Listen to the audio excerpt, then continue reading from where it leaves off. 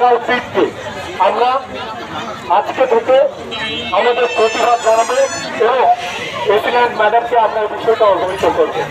আমরা এখন আপনাদের স্কুলে যাব, সবাই আপনারা আসেন।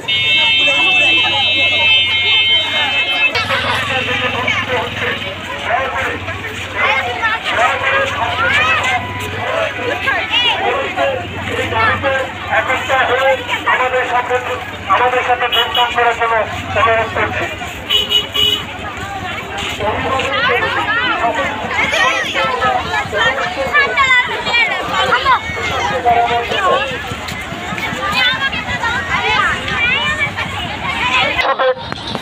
শিক্ষার্থীদের জন্য বরাদ্দ করা হয়েছিল যে অর্থে